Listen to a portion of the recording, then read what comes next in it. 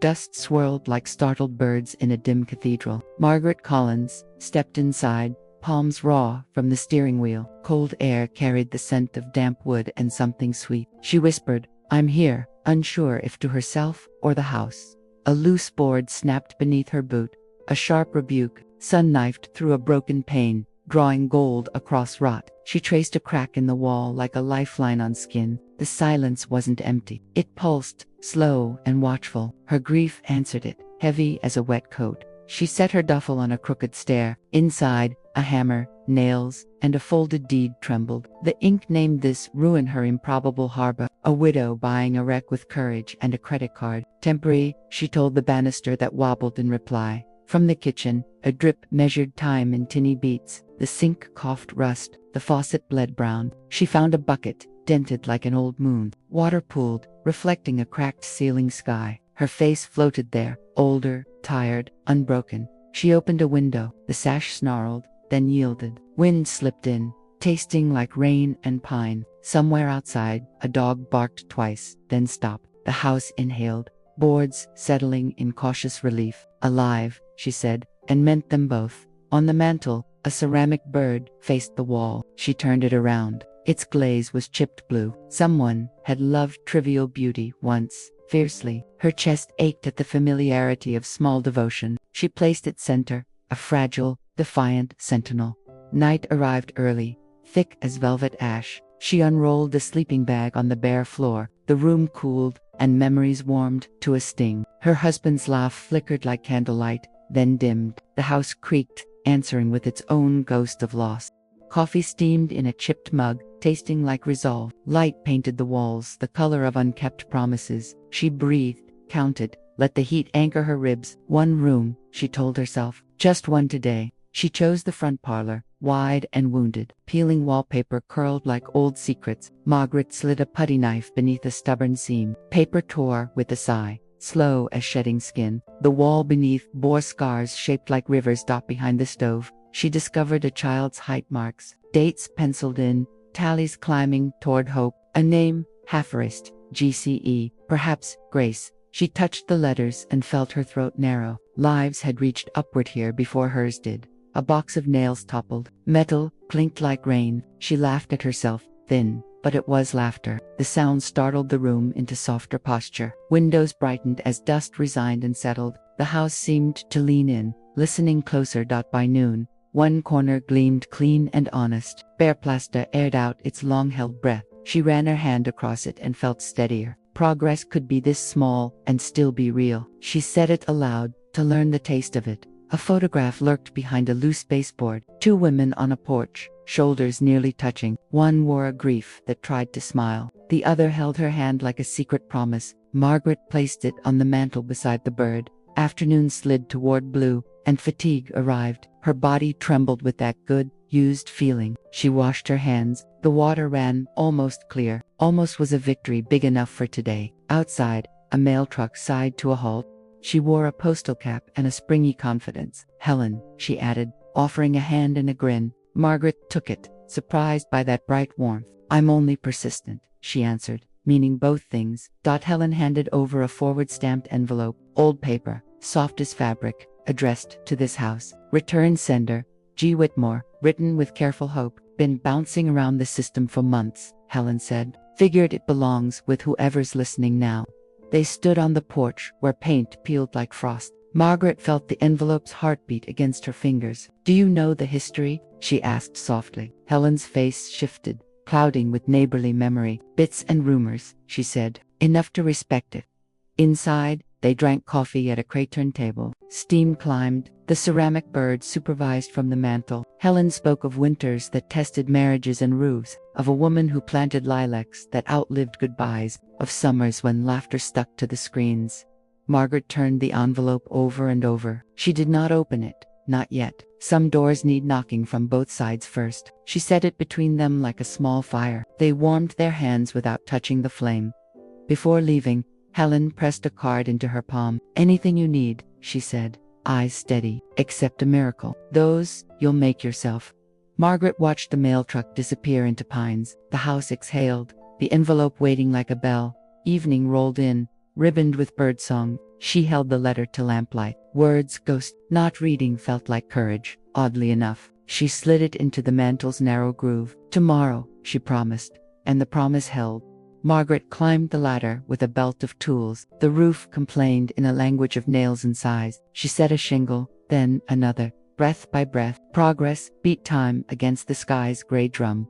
A gust punched. The ladder lurched left. Her palm slipped. Metal bit deep and sudden. A bright coin of blood bloomed in her line. She sat, stunned, rain baptizing the hurt. Under her boots, the house braced and waited. Not quitting, she said, and meant it stubbornly. She wrapped her hand with cloth and grit. Pain became a metronome she learned to ignore. She set 3 more shingles, crooked but loyal. They looked like a promise, practicing how to stand up below. The parlor smelled of damp and soap. She found the toolbox where memory said it wasn't. Grief does, that moves things, hides them, confuses maps. She breathed until the room returned to itself. Then she found the nails right where they waited.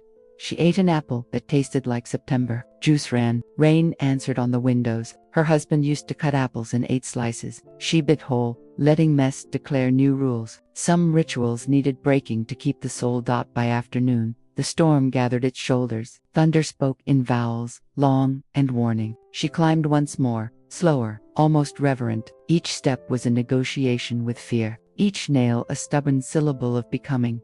She finished one strip. Not the whole roof. She wanted triumph. She settled for footing. Inside, a bucket army caught the drips. She placed towels like bandages on the floor. Alive, she repeated, and the words steadied. She cooked rice and eggs in a dented pan. Steam fogged the window, writing unreadable blessings. She set one plate and did not apologize. Loneliness sat, but it did not devour. She ate slowly, honoring the quiet between bites. Fork against plate, rain against glass. Breath against grief, rhythms you can live by when larger songs fail. She counted them until counting became prayer. Warmth returned to her fingers, then her face. A memory leaned in, uninvited yet tender. Her husband humming while fixing a cabinet hinge. The tune had no name, only steady intention. She hummed it back, matching the rain's tempo. For a minute, absence felt almost companionable. She washed dishes, listening for the house's mood. Pipes clanked, then settled like tired knees. The parlor held its breath and then released it. Somewhere upstairs, a shutter tapped polite insistence. She chose not to be afraid of ordinary sounds. Before bed, she lit a candle in the hall, flames stitched gold onto peeling edges. She placed the letter where shadows couldn't reach. Tomorrow, she told it again, kinder this time. Promises grow sturdier when repeated with mercy. She spread the sleeping bag in the mended corner. The roof above ticked with damp, not disaster. A small victory warmed the boards beneath her. She thanked the day for what it gave. She forgave the day for what it withheld. As she closed her eyes, wind changed direction. The candle flickered, then stood its ground. Margaret imagined lilacs blooming beneath spring ash. She slept with the hammer near her hand. Upstairs, a secret shifted, almost ready to be found. The next day brought sunlight honest enough to surprise her. Margaret was sanding a window frame when a shadow crossed it. She looked up to find an old man holding a pie and a grin. "Mr. Lewis," he introduced, voice gravel with kindness. "Figured you could use sugar more than sawdust." She laughed, a little awkward, a little grateful. He stepped inside without ceremony, inspecting beams and ghosts. "Sturdy bones," he said, tapping a post like an old friend. "This house has seen women come and stand again." The words felt like a benediction disguised as gossip. They ate pie on mismatched plates by the open door. Lewis spoke of winters that cracked roofs, but not spirits. Of a woman named Grace who once rebuilt after losing everything. Margaret listened, pulse slow, heart learning a new rhythm. It sounded like belonging stitched through loss. When he left, she walked through each room slower. Names echoed where paint peeled and memories lingered. Grace again, she could almost hear her breath in the walls. Margaret touched the mantel, tracing dust into prayer. "Thank you," she whispered, unsure to whom. That night, she dreamed of 2 women painting the same wall. One laughed, the other cried, their movements synchronized. She woke with tears dry on her cheeks, heart steady. Dreams could be messages or memories borrowed. Either way, she felt less alone inside them. Morning came soft and blue as forgiveness. Margaret found the pie plate washed on the porch. Beside it, a note in slanted script. Keep going. She smiled without defense or disbelief. Even the air tasted a little sweeter. The storm began like a rumor that wanted to be truth. Wind pressed its mouth against the windows, testing resolve. Margaret shut every latch but one, letting it speak. The roof complained. The house answered in patient moans. Water drummed like persistence over regret. She moved candles from room to room. Guardian of flickers, lightning revealed shapes that memory could misread. A floorboard groaned beneath her bare feet. Then again, she froze, breath caught between now and imagination. The sound came from behind the far wall. Her hand found the old hammer out of instinct. Not fear exactly, but the need to name things. She tapped. The wall replied with hollow surprise. Behind plaster waited something that wanted noticing. She pried gently, as if touching an old wound.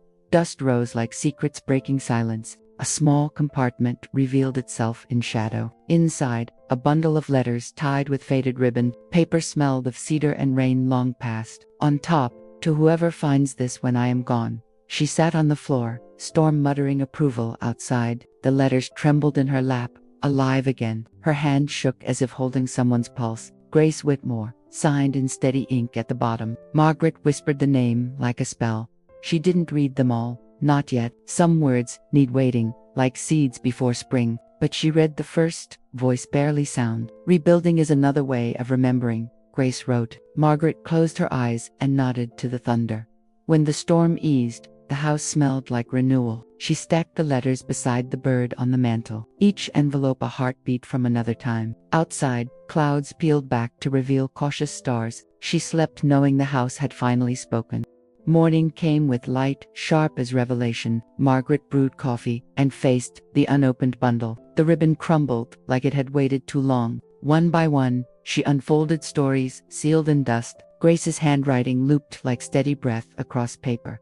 The letters told of loss and patient rebuilding, of mornings without voices and nights that still hummed, of a garden she tended behind the house, alone. Every line felt like a mirror held gently to Margaret's grief. Two women, decades apart, learning the same courage.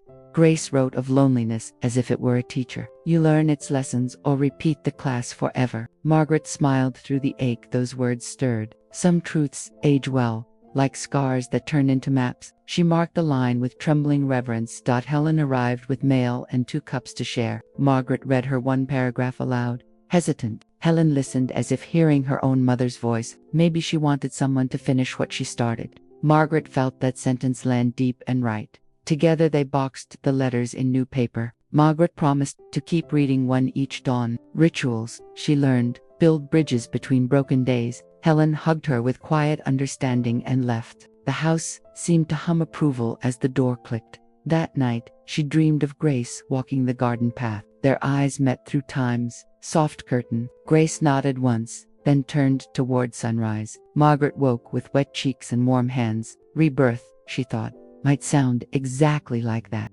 She followed Grace's words to the yard's wild edge. Weeds towered, vines tangled, beauty buried under neglect. Margaret knelt, fingers deep in stubborn soil. Earth clung like memory, refusing release. This was yours, she said, and now it's ours. Hours passed in rhythm. Dig, breathe, remember. Worms surfaced like small witnesses to renewal. She found old bricks marking a path half. Following it, she uncovered stone borders, cracked but proud. Beneath one root, a rusted tag read lilac. She unearthed more. Rose, time, something unnamed. Each label a ghost returning to daylight. Sweat mixed with dirt, forming the color of effort. Her back ached, but her chest lightened with each breath. Work became worship in the language of soil. At sunset, the first cleared patch shone gold. She planted seeds Helen had brought from her yard, watered with care, spoke softly as Grace once did. The air smelled of damp promise and faint lilac memory. The house watched, windows glinting approval. Days folded into gentle routine and quiet strength. Morning coffee, hammer song, then tending the earth. The garden grew like forgiveness taking shape. Neighbors waved. One child left a painted stone. Margaret smiled at how belonging starts small. When the first sprout broke through, she cried. Not sadness, but something clean and electric. Proof that death isn't the final chapter of living. Grace's garden lived again beneath her hands. Margaret whispered, "We're both still here." Helen arrived one morning, grin wide as summer. "Town fair, this weekend." "You're coming," she declared. Margaret protested with excuses too thin to stand. Bring your jams, your flowers, your story, Helen said. Sometimes friendship sounds like orders wearing kindness. She spent 2 days preparing jars and bouquets. Lilac jelly shimmered like captured sunrise. Her hands moved steady, heart drumming, cautious pride. It felt like rehearsing joy after too long silent. The house echoed soft encouragement through its beams. At the fair, laughter filled the air like confetti. Children ran, music tangled with the scent of sugar. Margaret arranged her table beside Helen's stall. Strangers admired the jars, the colors, her calm eyes. Each smile she gave returned multiplied. Mr. Lewis stopped by, tipping his old hat. "So, the house got you to bloom too," he said. Margaret laughed, the sound surprising even her. "Yes," she replied. "I think we're both in season." They shared a slice of pie under the striped tent. By afternoon, she had sold almost everything. Coins clinked, but it wasn't about money anymore. It was about presence, pulse, participation. She looked around and realized she belonged here. The world had made space for her again. That night, she carried the leftover flowers home. The house smelled like lilacs and sugar. She placed one bouquet beside Grace's letters. "Look," she whispered, voice full of wonder. And for the first time, the silence truly smiled.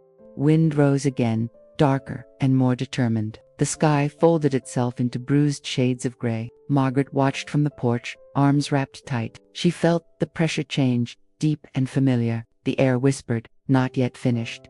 Rain crashed without hesitation or rhythm. The roof, her roof, began to shudder under weight. Buckets filled too fast. Towels surrendered. Water found every weakness and named it aloud. Margaret's throat tightened as thunder mocked progress. Lightning split the yard into brief confession. Lilacs bowed. Glass trembled in its frame. She wanted to run but had nowhere safer. Instead, she stood in the doorway, unblinking. She whispered, "I've already lost worse." A loud crack tore through memory and present. Part of the roof gave, spilling sky into room. Margaret stumbled, soaked, heart-beating apology. All that work, all that mending, undone in seconds. She dropped to her knees, breath shallow and shaking. Then came another sound, boots in water. Voices. Helen's flashlight beam cut through the chaos. Mr. Lewis behind her, carrying planks and rope. "We saw the smoke of lightning," Helen shouted. "Let's fix what's still worth saving."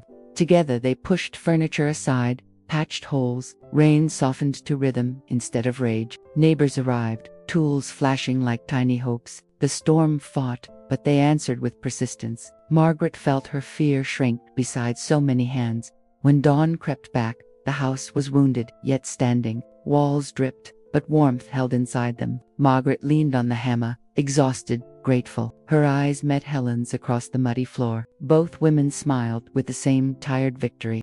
The next day smelled of mud and second chances. Margaret brewed coffee for every hand that helped. They laughed over leaks and shared quiet triumphs. A patchwork of people became her safety net. Gratitude felt enormous, almost holy. Helen arranged blankets near the stove's glow. Mr. Lewis repaired a beam humming off-key tunes. Children brought sandwiches wrapped in napkins. The house thrummed like a choir of small miracles. Margaret's heart matched its patient rhythm. As repairs continued, stories bloomed easily. Each person carried a scar they no longer hid. Loss, recovery, the shared architecture of living. Margaret listened, finding her own pain diluted. Community became the softest kind of strength. When the last nail was driven, silence lingered. Not emptiness, but peace, shaped like breath. Helen stood beside her, wiping dust from her hands. "You saved this place," she said quietly. Margaret shook her head. "It saved me first." They hung a new curtain over the mended window. Light poured through, honey-thick and forgiving. Children clapped as if sunlight were applause. Margaret laughed, tears shining like varnish. Hope looked better when shared. That night she cooked stew for everyone who stayed. Voices filled rooms once meant for solitude. Chairs scraped, spoons clinked, laughter spilled freely. The house didn't creak, it sang. Grace would have loved this, she thought. Later, while sweeping debris into memory's corners, Margaret found a soaked envelope beneath a beam. It bore the same looping script, Grace Whitmore. The paper, watermarked by time and firelight, waited. Her hands trembled as she opened what endured. To the next woman who calls this home. It began. If you're reading this, it means you stayed. Grace wrote of her own last storm, her own repairs, of how the house asked for courage and gave it back. Build again, and remember me by growing things. Margaret's vision blurred, each word a heartbeat. She read aloud until the silence harmonized. Helen listened, still as a prayer in the doorway. Mr. Lewis wiped his eyes without excuse. Grace's voice filled the house one final time. The letter ended with a line that felt eternal. Every home has two hearts, the one you mend and the one it mends in you. Margaret folded it carefully, sealing it with breath. She placed it inside the mantle's hidden space. Rest now, she whispered. We're whole. Outside, lilacs stood proud after their trial. Petals trembled, bright and stubborn in morning air. Margaret opened every window wide to let them in. The scent mingled with coffee and sawdust. Life smelled like beginning again. She felt a quiet presence beside her, unafraid. No ghost, only memory settling into warmth. Grace had finished her sentence through another hand. Margaret smiled at the unfinished perfection of it. The past no longer needed explaining. Days unfolded into the rhythm of repair and grace. Paint cans lined up like promises ready to keep. Margaret chose colors, soft as dawn and renewal. Brush strokes whispered instead of screamed. Each wall brightened under her calm insistence. Helen and Lewis came daily, uninvited but expected. They brought laughter, gossip, sandwiches, hope. Work became fellowship. Hours passed unnoticed. Margaret caught herself humming while sanding frames. The tunes sounded suspiciously like peace. She framed her husband's photo above the hearth, not as memorial, but as conversation continued. You'd like it here, she told the smiling ghost. Healing's noisy, but worth the racket. The flame below nodded in agreement. In the garden, color returned with wild generosity. Bees rehearsed hymns around blooming lilacs. Children played near the fence, safe again. Margaret watched, heart unspooling into joy. She realized she'd stopped counting days. By evening, her hands smelled of paint and dirt. Her clothes bore the badge of honest work. Every stroke had covered sorrow with courage. The house looked lighter, as if exhaling fully. Margaret finally matched its rhythm. She wrote one new letter addressed to whoever next, tucked it beside Grace's in the secret wall. Words about rebuilding, surviving, and beginning again. A conversation across decades of strength. The ink dried into permanent kindness. That night, stars scattered approval through open windows. Wind carried no warning, only song. Margaret fell asleep in a chair by the fire. Her dreams were steady, gentle, unhurried. Even silence seemed to rest content. Spring arrived without ceremony, only bloom. Margaret opened the front door to morning applause. Lilacs swayed, bees drifted like punctuation. The house smelled of wood, sugar, and light. It was, finally, alive in every sense. Tourists stopped by, curious about the legend. She welcomed them, sharing tea and quiet stories. They touched the walls as if feeling heartbeat. Grace's letters stayed hidden but not forgotten. Some secrets thrive best as shared energy. Helen convinced her to host small gatherings, poetry nights, gardening lessons, simple fellowship. Laughter rose again from old floorboards. Margaret listened, proud and tearful in equal measure. The house had become a hymn sung in wood. One evening, she walked the garden alone. The sunset burned soft behind the trees. She spoke to Grace as if across a short distance. Your house stands, she said, voice steady, and so do I. Inside, candles bloomed against gentle dusk. Photographs lined the mantel, past and present intertwined. The ceramic bird faced forward, wings chipped but strong. Margaret sat beside it, hands still, heart sure. She no longer waited for silence to answer. Outside, laughter drifted through the lilacs. She closed her eyes, breathing it in like prayer. The boards beneath her feet hummed approval. The house on Willow Street had learned to live again, and Margaret Collins had, too.